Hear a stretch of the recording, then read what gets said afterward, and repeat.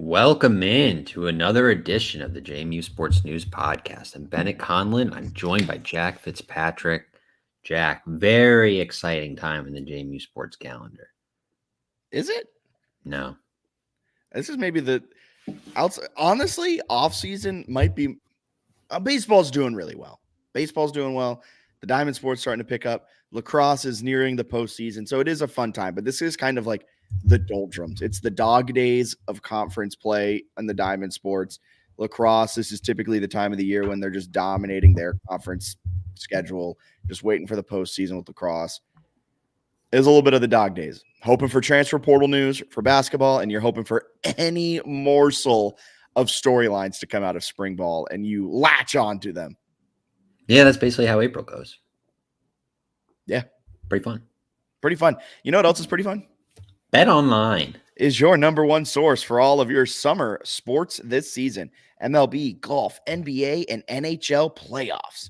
All the latest stats, news, scores, all available to follow your favorite teams right on your phone or website. Get the latest odds and lines, including the latest team matchups, player props, and odds on just about every sport out there. Just about, folks. Just about. Head to Bet Online today or use your mobile device to get in on the action because Bet Online is where the game starts. Masters week. It is Masters. Who do you got winning? Neil Shipley, JMU alum. Yeah, you have him winning. You have a bet down on Neil Shipley to win. JMU alum. In the field. I think what did he do? He got second in the U.S. Amateur, I believe, which got him into this. Yeah. Yeah. He played his final year, I think, of college at Ohio State and cooked for them, if I'm not mistaken. But JMU alum, right? He's got the degree. Transfer portal strikes again. And he's still an amateur. So he's got a chance to be the low am. I think there's only 5 amateurs in the field. You make the cut, you got a good chance to be low am. It'll be a challenge, but exciting storyline to follow there. I've got Shane Lowry myself. Really? Yeah, I'm seeing him 60-1 some places. He's finished in the top 25 in each of his last 4 Masters. He was 3rd in 2022. He's in really good form. He has a couple top 5s on the PGA Tour in March. He loves it here. He is a major champion, you might recall. So, I think he's going to shock the world this week. All right. I like it. I don't know how to segue. Just check everything out on jmusportsnews.com. You can find all the latest JMU happenings with some of our opinions, our breakdowns, things like that. As transfer portal season heats up again, basketball transfer season's nowhere near as crazy as football transfer season, but stay up to date with all of our trackers, everything going on over there. And as baseball heats up, Daniel Merriman, I think, will cover a few games. He'll have his breakdowns of what's happening. The spring games coming up, so we'll have plenty of breakdowns from every single angle over on jmusportsnews.com, and you can stay updated across all social medias. We're JMU Sports News. Of course, if you're listening, you probably know what we are. JMU Sports News across all social. That's exactly right. Like and subscribe. Like and subscribe. So let's start some things off today with JMU Baseball. Wow. Checking in 23rd in RPI, a big season for JMU Baseball. Not only are they now top 25 in the RPI, they're hovering around the bubble to get an at-large, maybe find their way into their first regional. But maybe for the first time in the history of this podcast, they're leading it off. It's a good baseball team. Can I say that? You probably won't agree with me if I say they're a good baseball team, but they're 19-12. They're 6-6 in the Sun Belt. They gave up, I think, like a first pitch leadoff home run to Richmond today. They're currently up 9-1 in that game. So leadoff home run allowed. They're cruising against the bad Richmond team in the midweek. They'll play at Old Dominion for a big weekend series. But like you mentioned, they are on the bubble. So if they finish strong, and there's a lot of baseball left, they can make a regional for the first time since 2011, which is kind of what we've been clamoring for in the Ikenberry era, right? Just a regional appearance. Yeah, it'll be big time. And this is a team that their offense has come on in a big way this season. They've had an electric offense. They're batting at a 300 clip as a team, second best in the Sun Belt, 51st in the entire nation. Overall, they have a lot of power. 46 home runs hit this year, fourth most in the nation. They're averaging 1.48 home runs per game. Those numbers juiced up a little bit after their weekend against App State, where I believe they had a 7 home run game. 5 of them came in the first inning. A fantastic start to that game. But their offense is getting it done. Their offense has been getting it done for the majority of the season. And now it seems like their pitching staff is coming together at a really solid clip. 5.88 team ERA, which isn't fantastic. It's 11th best in the Sun Belt, and that has been their Achilles heel throughout this year. Their offense has done its part. The bullpen blows a lot of games, but seemingly against App, now against Richmond, you see what this midweeks are always a little funky, but the pitching staff is starting to come together a little bit, which will be key for the Dukes as they go down this back stretch of their season. Yeah, it's going to be huge. It's nice to have them going into mid-April with a chance, right? They're in the picture for an at-large. I think Baseball America had them just outside the field.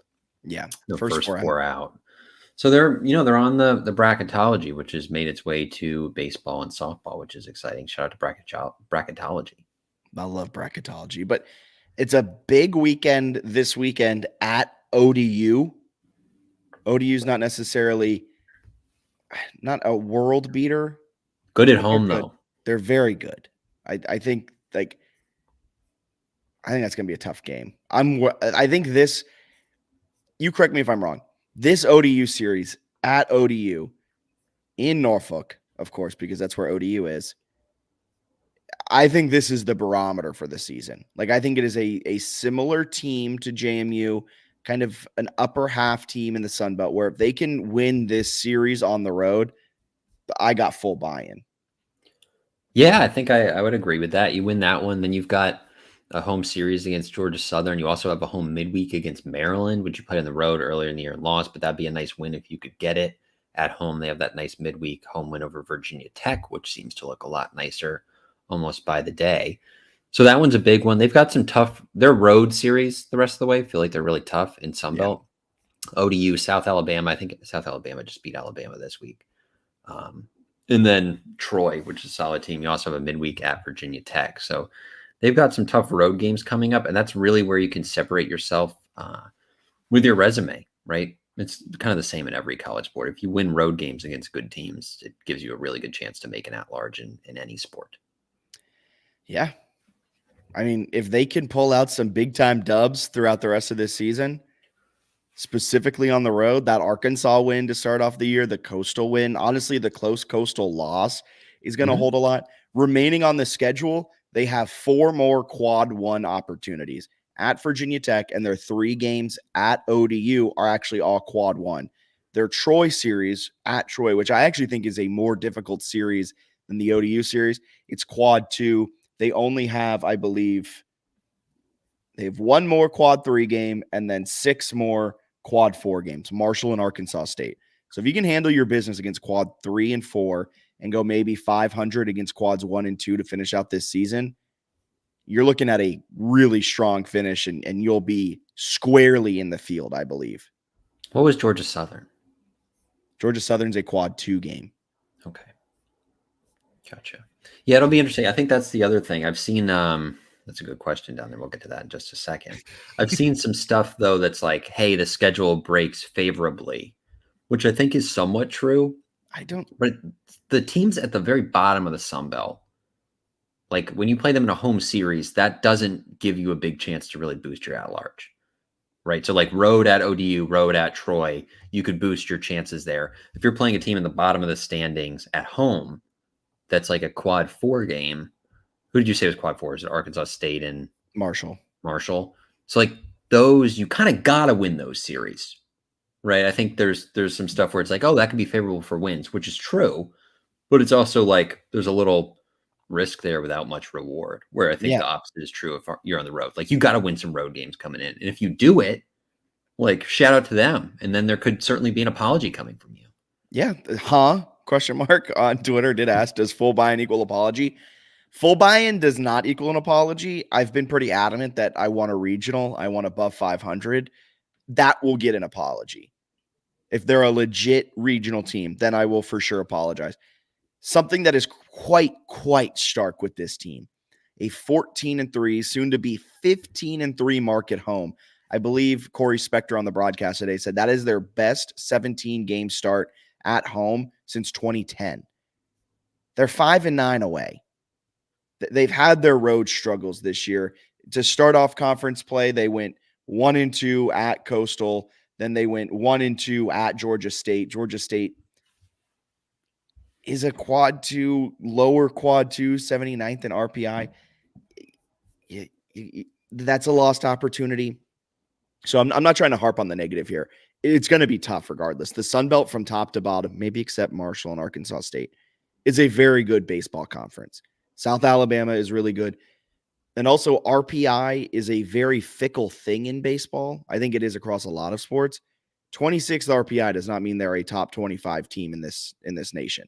It means that the way their schedule has broken, the way they've won some big time games, specifically on the road, notably number 2 RPI Arkansas. They won against number 21 in the RPI, Coastal Carolina. Every time I see a high RPI ranked team, I go back to last season, kind of earlier in the year, maybe a month and a half in. UNC Asheville was coming in to Robert and Miriam Hayes Stadium on the campus of Charlotte to play the 49ers. And they were ranked number 1 in the RPI. They weren't a good team, and I believe they lost by double digits. Like, as the season goes on, it becomes more and more clear. But sometimes if you have an outlier win, like number 2 at Arkansas, it can really help your RPI. Yeah, they've got the resume, right?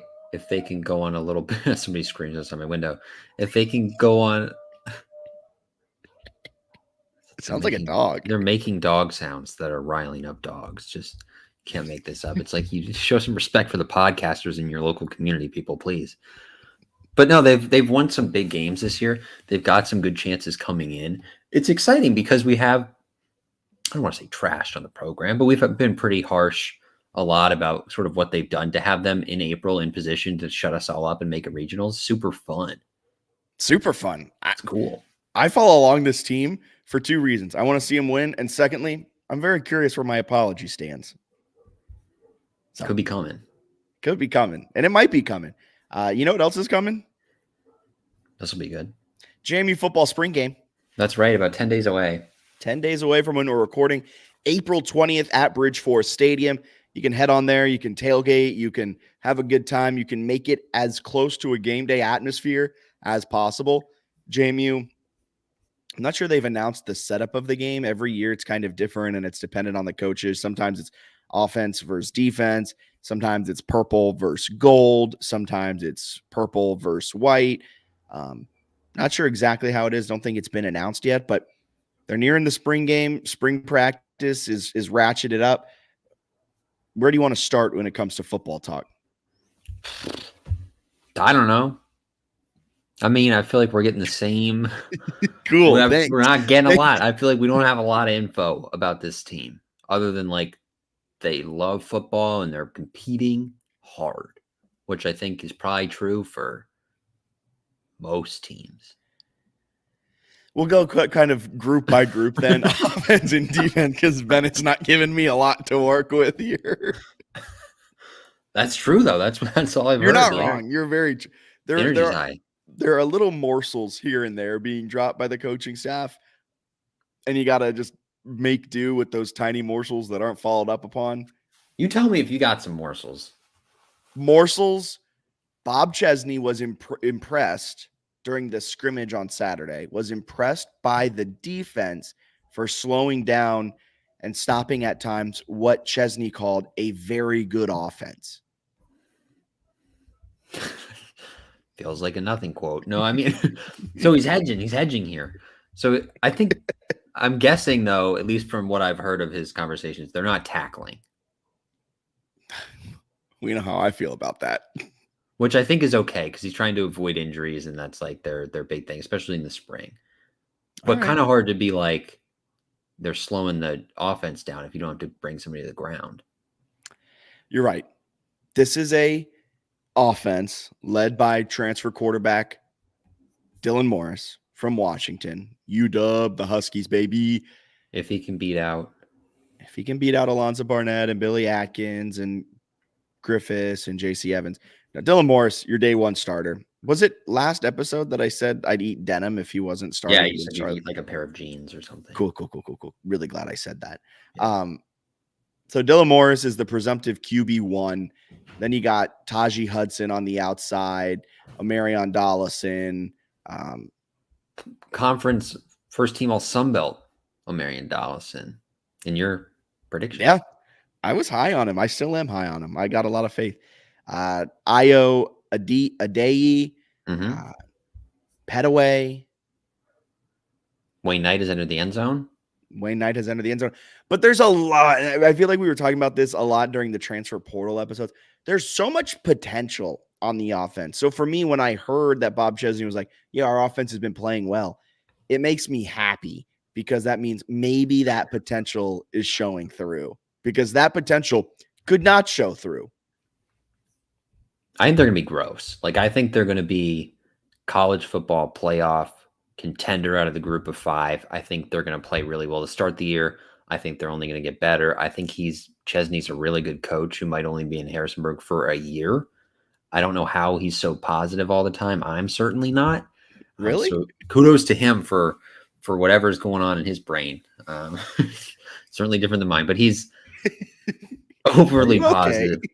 He's incredibly energetic. He also seems like he knows what he's doing. Like, there are some coaches, and I think like our friend Dom will maybe give like a Will Healy shout out, that are just like kind of this like knockoff Dabo, where they're like, oh, we love football and oh, this is all fun. We're having a great time. But then like schematically and strategically, they might kind of get lapped by Kurt Signetti type coaches. Because he seems like he knows what he's doing and is energetic, which I think is like knows how to punt.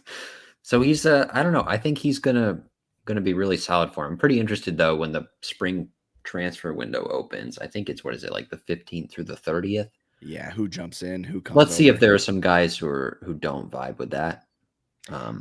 Maybe I'm reading between the lines because again, we're not getting a lot of information. Tyreek Tucker had a interview with Corey Spector, and Corey kind of asked the question of like, "How's everything going? Like, how are you vibing with the new coaches, the new guys on the team?" And Tyreek Tucker kind of was like, "It's all right." So let's see how that goes. I also think that's kind of an important process for a first-year head coach to get guys out in today's era who aren't like about what you're doing, and they can find a spot that works for them, and then you can get some other guys to come in. So I'm interested to see roster movement. I know some people get annoyed when I say stuff like that, when I'm like, that's a huge storyline of the spring, maybe the biggest one. They're like, oh, back in my day, the kids love the school they played at. But it's like the portal's key in every sport these days. I thought they crushed the winter portal haul. If they can retain like sort of their core, I don't know. It's hard to be anything but extremely bullish on like the rising head coach with like a loaded roster and a G5 that often gets rated by Power Fives. Does the defensive side of the ball worry you at all? Because that's where I think most of the production, that is where some of the most difficult production to replicate left. Jalen Green gone to graduation. He's going to go to the NFL. Jamri Karoma, NFL. Mikhail Kamara, Indiana. Aiden Fisher, Indiana. You did bring back D'Angelo Pons and Chauncey Logan. Pons didn't even go into the portal. But your safeties, you lost Reminique. You lost Q Reed. You're replacing him with Jacob Thomas and DJ Barksdale. Like Chris Chukwuneke. I've been said that I forgot who Chris Chukwuneke is. Didn't forget him. Here's his respect. Trying the NFL waters. I feel like the defensive side is where I agree with you. I think the offense is going to be gross.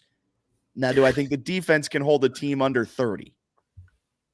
I think the defense will be gross too. Really? I have my questions about safety and corner. Now, Terrence Spence, I believe, right? That's the Holy Cross. He's not coming until the fall, right? So summer or whatever. They list him as a corner, I think. So that'll give you a third corner with some ability. Safety, yeah, a lot of really talented young players, right? I think our guy, Duke's Recruits, Ben Hofer, has been telling us all year about these safeties, right? It's basically like 4 of his favorite recruits, and they like all play safety. So like, let's see if there's a true freshman who can step up and ball. But if not, that's sort of the portal window, right? Where they can go get some guys that could add depth. They find where the weaknesses are in the spring and go after that. But I love linebacker and defensive line, which makes me confident, I guess, about the defense. Who do you think is going to step up in a big way along that defensive line? You got Tyreek Tucker. We mentioned him earlier, but there's been a few other guys. Emmanuel Bush is in there. Terry Lockett, the Syracuse transfers in there. I'm probably forgetting a few others, but I know there's a freshman that his name keeps coming up, or a redshirt freshman, something along those lines. His name keeps coming up, and you think he might have a good year. Yeah, let me find my pronunciation guide here before I tell you about this redshirt freshman, folks. But I'm also a big Eric O'Neill guy, the transfer from Long Island on the edge rusher, right? I feel like he has a chance to be an absolute monster. So I don't know. I like their. Yeah, I'll keep looking it up, but I like their defensive line. They get Torres Jones back. I'm assuming he'll stay through if he stays through the window. Yeah. Jacob Dobbs is good. Yeah. Jacob Dobbs already got number 27. Stole that right away from Jacob Thomas, who switched to number 7. He's making an impact. He had a very hilarious interview. Jacob Thomas did with Dave Riggert about the number, where he was like, "Oh, what made you want to switch?" And it was like, Dobbs wanted it. It was basically the gist of it. So I don't know how they negotiated that, but I thought it was pretty hilarious. But like you were saying about the freshman coming in, you got KJ Flo, the 3-star defensive back from here in Charlotte. You got Milton Ferguson, another 3-star defensive back. Chase Regan, who played both ways, but is going to try and become more of a defensive back when he gets to JMU. You got another Tyler Brown, flipped commit for Bob Chesney, was a hard commit to Liberty, and then he flipped to JMU. So you got a good amount of defensive backs coming in, and the history, the track record is that one of them is going to break through. It was Chauncey Logan 2 years ago. It was D'Angelo Pons a year ago. Granted, this is a completely new coaching staff, but the opportunities are there for this defensive back room, for this secondary room, to get real young and to potentially grow. As it stands, it is still probably where I'm the most worried about this defense. Yeah, they've got some holes they got to fill. I just think G5 feels like it's not that scary. And the Sun Belt's good, but I don't think it's that scary. Like, I think they have a roster that's ready to go. I'm not going to know how to pronounce the name. It's not on the pronunciation guide because he wasn't playing last year, which feels like a miss, but whatever. So Daryl is his first name, and the last name I'm just not going to get right. What is it? Let me find it. Sorry. Bear with me, everyone. Can you type it in the chat? This is great podcast. Dengohe with the N capitalized. Den. One more time. DE capital N lowercase GOHE. GOH. Or somebody give me your pronunciation. That? Yeah. Deneau. Okay, we'll go with that. Gerald Deneau. That sounds right. That was so long for that. Somebody, if you know it, just let us know. But I think you did a good job with that. 6'2", 285 from the Philly area. He keeps coming up. Chroma mentioned him when we talked to him about his NFL draft prep and going into next year. I've heard his name mentioned a few times during camp. Just sounds like a really talented player on the inside of the line, which feels like a spot that you could get yourself legit reps in this year because they have a bunch of guys on the edge. Eric O'Neill. I don't know if Lockett will play inside or outside necessarily, but O'Neill's obviously a really good one on the edge. Mark Thomas, I think, is a really talented player. They still have Abby and Rabaku Akonji, who tends to be his best on the edge. And then they added I Lloyd forgot bringing Summerall, back. too. So, like, I think the edges are pretty good. So if you have somebody who can step up in there, I don't know. I love the front seven. Love the front seven and Yeah. Daryl Deneau. Maybe you're convincing me that the defense will actually be good. I was surprised, though, that they didn't add more secondary help in the portal initially. And I think it'll be interesting to go through spring. I don't know if anyone's asked Chesney this, but he has a background kind of working with DBs, as does Lyle Hemphill. So they have like a lot of experience coaching secondaries. I wonder if there was a lot of confidence there that, hey, we can get some of these guys to like make a big leap because that's what we do best. And also, if you think about it, you said the Sun Belt, the group of five, isn't necessarily the most daunting.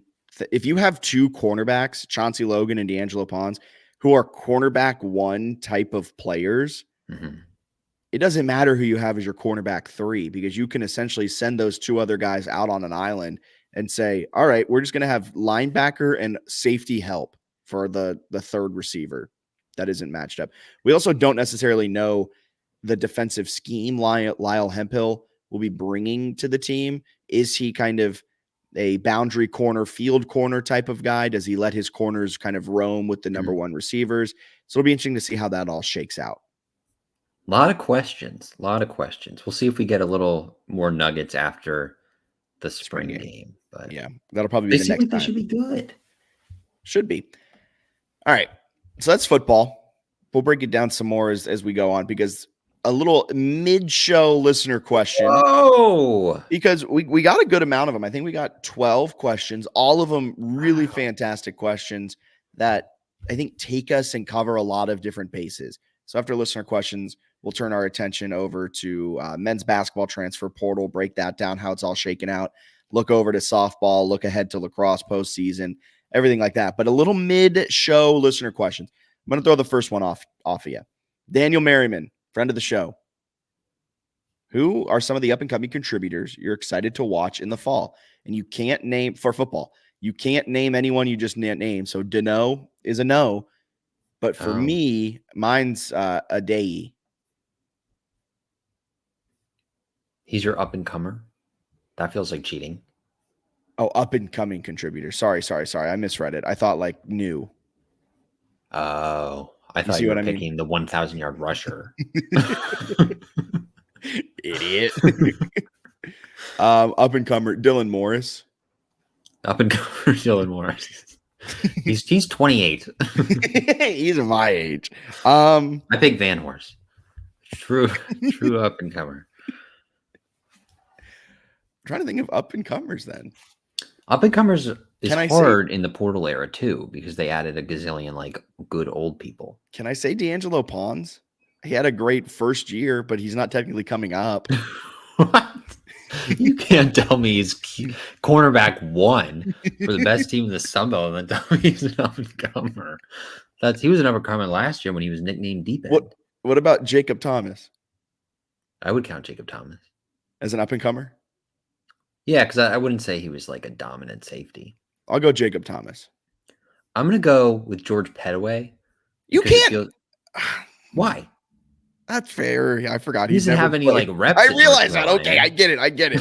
He's just really I feel like the hype, which might be entirely fan driven, is building because he's super talented. And I feel like all the fans are just like, plug him in as 500 yards running back 2. So I'm excited to watch him play because I feel like taking him to a lower level, especially because Carolina has just loaded backfields. Like they've been recruiting a lot of really good talent at Carolina, kind of underperforming, but like NFL caliber running backs in recent years. So hard for him to break into the backfield, but I think he's got a much better chance than JMU. I dig it. Duke Dog Ray, with the coaching and player turnover with basketball and football, what do y'all think has a better shot of not dropping off next season? Football. I agree wholeheartedly. Gannon Weathersby. Daniel linebacker, right? Yeah. I think it's football for a few reasons. Basketball, that was such a high that even like winning the Sun Belt would be like just winning the Sun Belt and then then losing in the first round of the NCAA tournament is a drop off. Like you had a historic season, and you bring in a new coach, you lose your key players, you lose like 90% of production. You're gonna have to completely retool that. I think it's gonna be a lot more difficult for men's basketball to not drop off. Yeah. I think football. Also, we've seen the portal haul for football, which makes it a little easier to answer this question, right? When the basketball roster has like nobody, it's like Xavier Brown, Terrell Roberson, Quincy Allen, Nakai Poole, another guy. That's a fun pick. Yeah, that's a good pick. Another guy to keep an eye on, up and comers. This is from Nova. What kind of offense do you see Chesney implementing this year? With the QB power run he ran, that's tough to say, at Holy Cross, not fitting Dylan Morris's archetype, our running back room being extremely strong, and his large variety of schemes historically, what do you see being most likely? I feel like they'll probably spread it out in some capacity just because you're not going to see a lot of like under center stuff in most schemes. I wouldn't be shocked if they did a little bit of that. And I think like play action with Morris is probably going to be his strength. Because I think this year, and we all last year, right, we're like running back room sick, offensive line is loaded. They're going to pound it out. They're going to bully people. And then by week 3, we're like, if you ever run the ball on first down, Kirsten Day should be fired. So I think this year it's actually going to come to fruition where they have like a successful running game.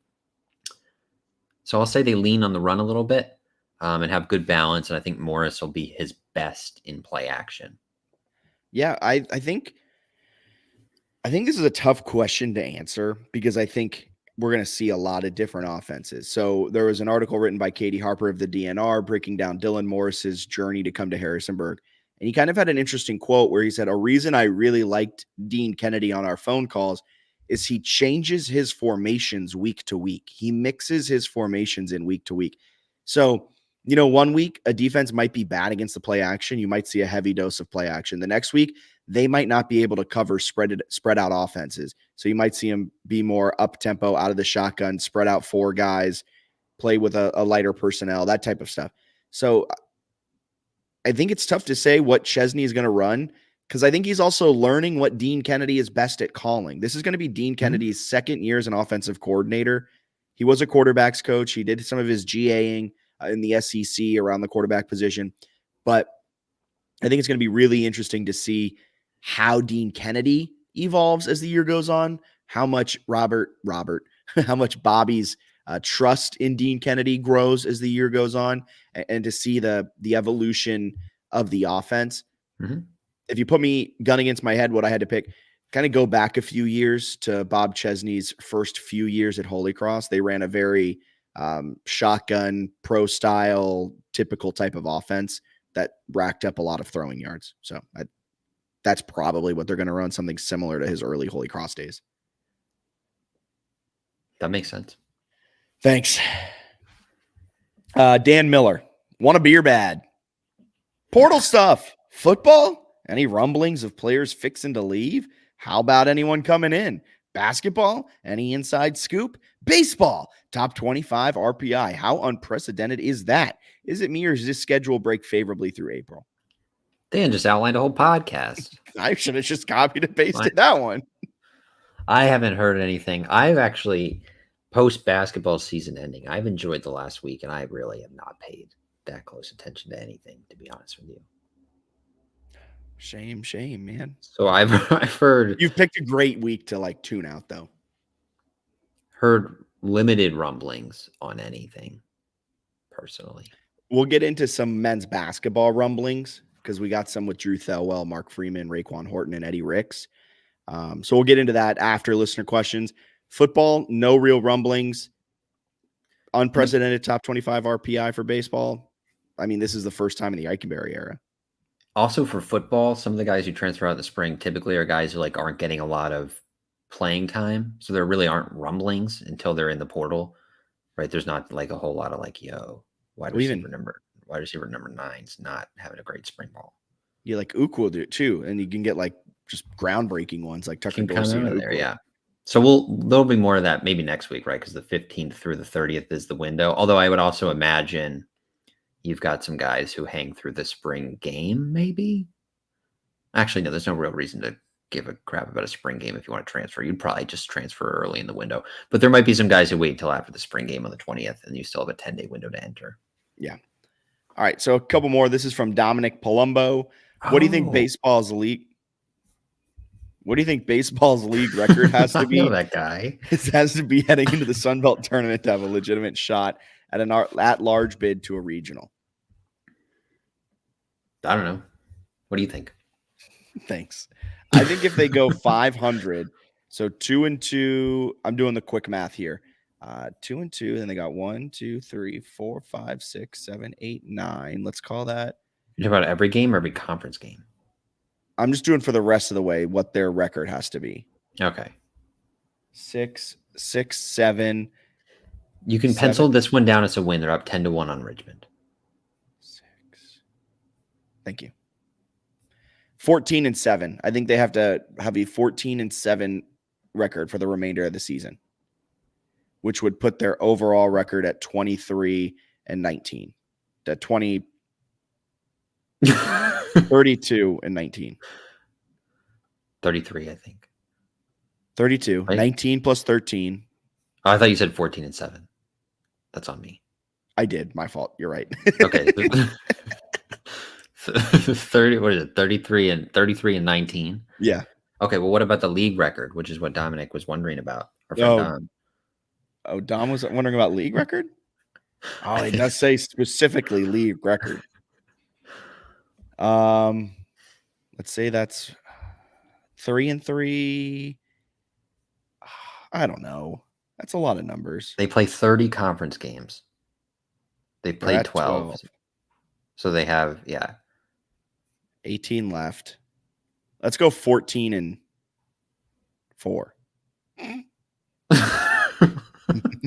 20-10 in record in league. No, 20-10 would be sick. That'd be sick.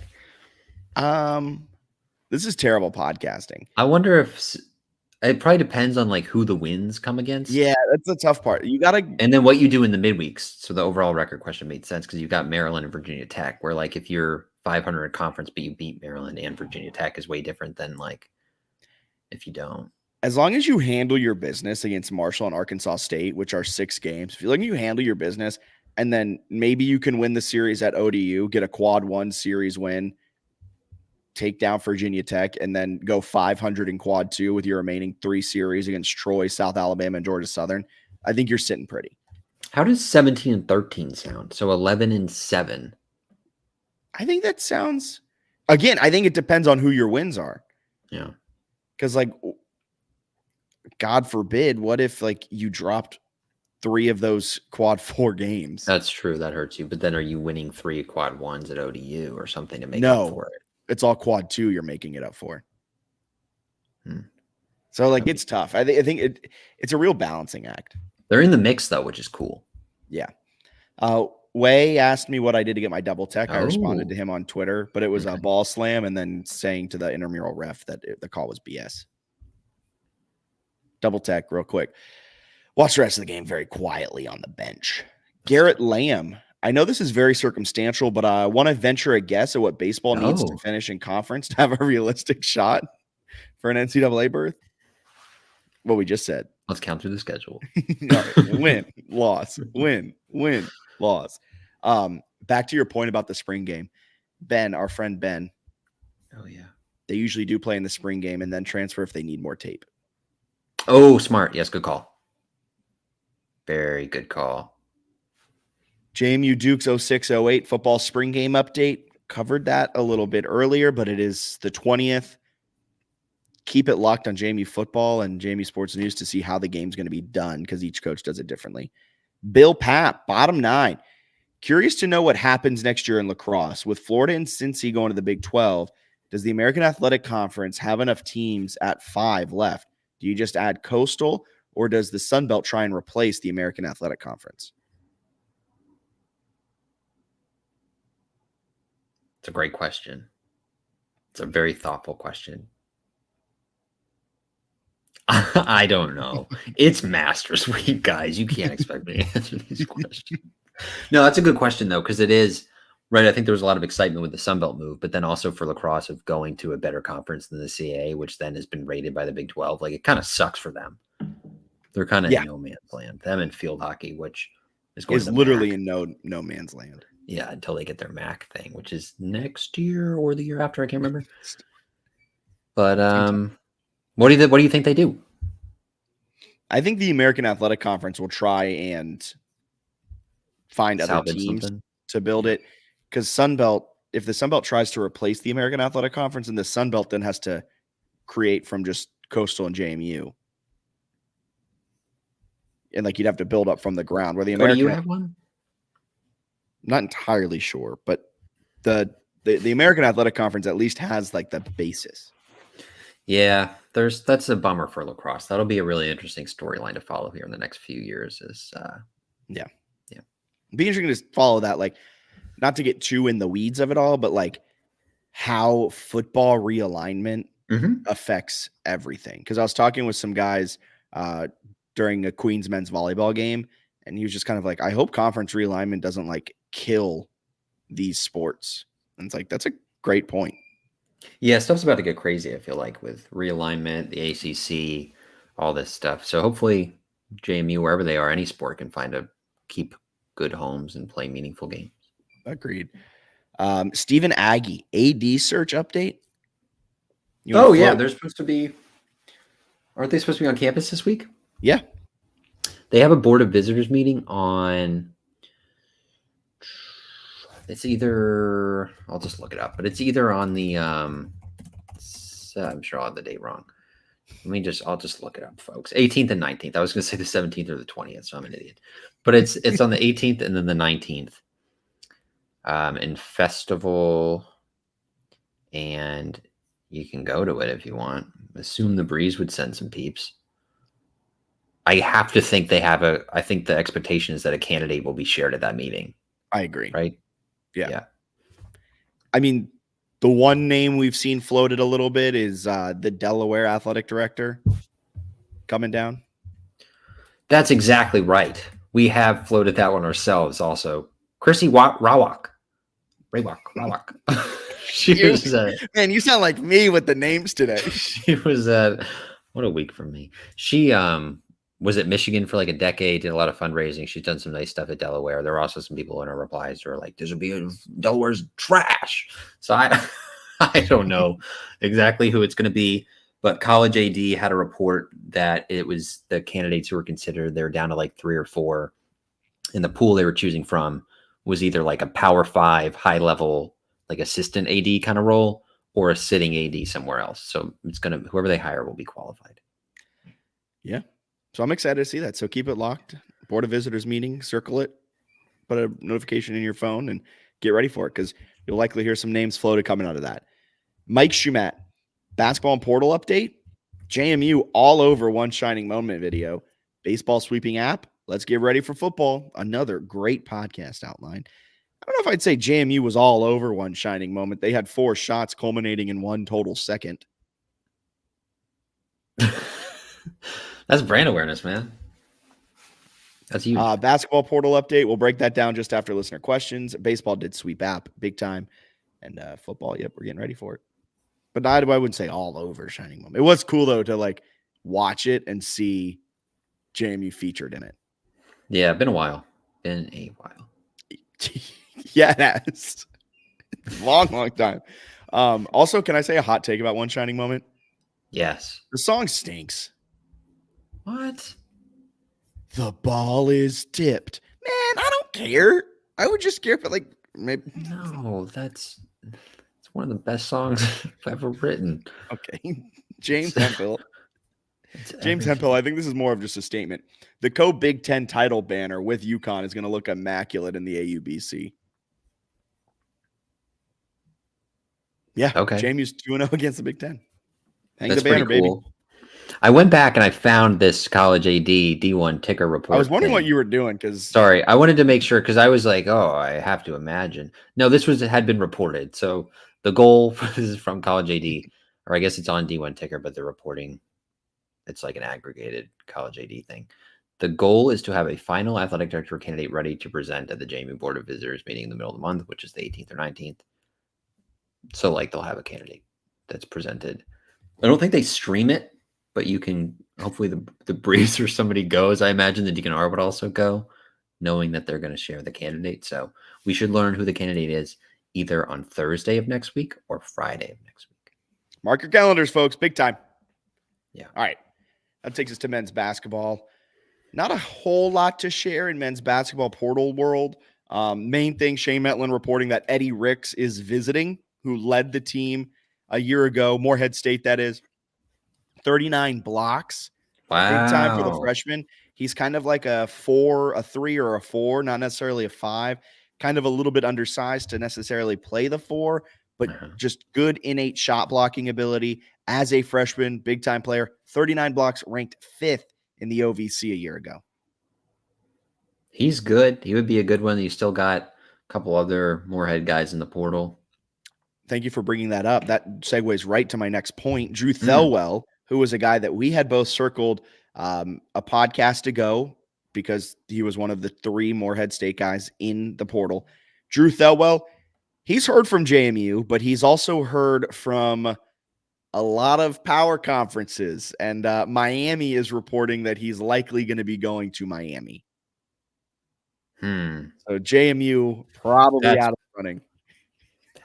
Yeah. Okay. And like other big schools have been linked to Drew Thelwell. So yeah, that's brutal. That was a bummer because he was my guy. He was the one I really wanted. I thought the freshman who was recruited by Preston Spradlin. You know, I guess loyalty's dead in this sport, but whatever. There's nothing more sickening than when a player decides not to go to JMU, and nothing more heartwarming when somebody values what's right about college athletics and goes to play for the Dukes. Mike Shumate said, please come, Drew. Him and X in the backcourt. It would be a fantastic backcourt. Yeah. But unfortunately, I think he's going to value the NIL bag and the notoriety that comes with playing for Jim Larinaga and the Miami Canes. There's nothing harder than the portal stuff, especially for basketball, because they don't, whatever reason, football kids love to post their offers. Like they are obsessed with it. Football culture is insane. They're like, just heard from this school, visiting on this day. You DM them, and they're like, yeah, like stoked about this. Basketball players are just like, they enter the portal. They have like a 24/7 sports article that's like, I'm going to Miami. It's like, all right, there's add a little hoopla for us, man. You know who's not adding any hoopla whatsoever? Mark Freeman. Horton. Oh, we'll get to him. Don't spoil it. Tried. Mark Freeman. He's posted nothing. What's that about? Post your I Googled his name. I Googled Mark Freeman transfer, not Google. I put it in Twitter, the Twitter search bar. There were posts coming up from 2021 when he transferred from Tennessee State to Illinois State, and then posts going from when he went from Illinois State to Morehead State. Nothing now. No one has even reported who he's heard from. Yeah. And Preston Spradlin was on vacation, so I think he's just back from vacation. So I imagine the recruiting would heat up a little bit here soon. Yeah. The window's still open, though, isn't it? For basketball, I think they have like a week left to even enter. I thought there was the no contact period, or was that football? I think basketball is a little more drawn out, where football is a lot more like intense, and you got to like go get your guys immediately, or it's over because they have to enroll for January, whatever, spring football and all that good stuff. Where you don't have that in basketball, I guess, as pressing. Yeah. Raekwon Horton, you already spoiled the surprise. Haven't heard a lick of who's offered Raekwon Horton. So, do you think that is good for Preston Spradlin and JMU? Do you think that's bad? Do you think it's a nothing burger? Vandy added Tyler Nickel, who does not really similar stuff, but he plays on the wing. So I don't know. I feel like Horton, if he was like dead set on Vandy, would have announced that, kind of like Carey did, very fast. But yeah, I agree. Are there any other portal names out there that you think of that JMU should be in the running for? No. Okay. I just don't know. There's so many. There's like over like 1,400 kids in the portal. Yeah. And Spradlin has been like on the record that he's going to find like unheralded gems. So it's like, I'm just going to wait until somebody says that they're the gem and they're committing, or if there's any wind of someone. But it's been, I feel like pretty quiet, and I think they're taking their time. And my guess is they're making at least a pitch to a guy like Horton to maybe try to keep him. So as it stands right now, JMU has Xavier Brown, Quincy Allen, Jarrell Roberson, and Bryson Blaine as the scholarship players. That's right. So as it stands right now, they need a starting 5, a starting 4, a starting 3, and a starting 2. Yeah. So a lot of things. I mean, you see a player, he can come to JMU because they need him. They need guards, they need forwards, they need centers, they need big men, they need small men, they need experienced guard play, they need experienced front court play, they need whatever. Jarrell Roberson might step up and be that 5. Who knows? But the Dukes need it all. Thelwell looking at Miami tells me that like we have no clue who they're going to get in the portal. Yeah. The portal. Like, I know that he's a good player. Did not think he was like a ACC bag. Yeah. So that's fun. Yeah. All right. Now that'll move us to softball. Any notes on softball? Swept by Louisiana. 21-16. Don't think they're making a regional. But you mentioned it last time. They're young. They got a lot of room to develop. So definitely keeping an eye on this program the rest of the season and then going into next year for sure. Some great young talent for the Dukes. They really do. I think they're going to be really good next year. Lacrosse 10-3 after a little bit of a tough 1-3 end of March. They've rattled off 2 straight wins at Richmond, 18-12, and then a 14-10 win against Temple on Saturday. They'll face off against number 9 Florida in Gainesville on Saturday. And then the following Saturday, trying to get some revenge on Vanderbilt for stealing Mark Byington. That game's at noon, and then they'll finish it out with a contest at ODU. So 2 of the 3 on the road, one of them ranked. ODU does have a women's lacrosse team. On the schedule. We're like, we don't know. Sometimes we aren't good at podcasting. Other times we're really great. That's true. That's well said. I mean, they're gearing up for the American Athletic Conference Championship. Yeah, exciting times for them. Florida one's always a great matchup. Last chance to get that in conference with them moving to the Big 12. As Bill Papp mentioned earlier, get a chance against Vandy, which will be fun. I wonder if Shelley does bring up the Byington factor where it's like, hey, let's get one here. I don't think they have to against Vanderbilt, a known athletic school. How bad they beat Vandy last year? Oh, I found it. You'll have to guess. It's bad. It was bad. 25-8. 18-1. How do you only score one time? That sucks. That one's going to be brutal. That's revenge right there. That's Jamie fans. Take your victory lap on April 20th. Spring game and then Byington revenge. Pretty huge day coming up for Jamie faithful. Big time. Not this Saturday, next Saturday. Anything else you want to add before we get up on out of here? A sub 1 hour JMU Sports News podcast. Yeah, that's sort of that spring season. Just that I'm excited. I'm excited for Masters Week. Rain coming in overnight, it looks like tonight. I think going into Thursday could be some delays. How that affects the field, we don't know yet. They do have a sub-air system. What is a sub-air system? They have some sort of ridiculous contraptions underneath the ground that can dry out the ground really fast. Okay. Yeah. The Masters is basically fake. I swear they move trees and stuff. That's the way how green that grass is just not, it's not natural. It's well, you know how they pipe in bird noises, right? That place is fake as hell, yeah. But it's awesome. I love to pretend that it's like, oh, nature, the beauty of nature. You mean I was in the smack dab middle of Augusta, Georgia, which yeah, it doesn't make any sense. But Masters Week, you can follow. We got a Duke in the Masters. And you bet him 100-1 to win outright. Should I bet him? No, don't light $5 on fire. I do have a JMU Football National Championship futures bet. I hate you. Put $1 down, get 500 back. If Morris can get it going, he's played in a national title before. I will say I had an irresponsible amount of money on the JMU Wisconsin game, and it had to go great in my favor. What a night! What about the Duke game? You been on that one? I did. Yeah, that's brutal. I didn't bet near as much money though because I was nowhere near as confident. Did I expect Jared McCain to hit 6 of his first 6 threes? No. And that really just dug the knife in deeper. Well, for Bennett Conlon, I'm Jack Fitzpatrick. Thank you so much for tuning in to the JMU Sports News podcast presented by Bet Online. You can follow us on social media, Facebook, YouTube, Twitter, Instagram, JMU Sports News, of course, and you can check us out with our home on the web, jmusportsnews.com.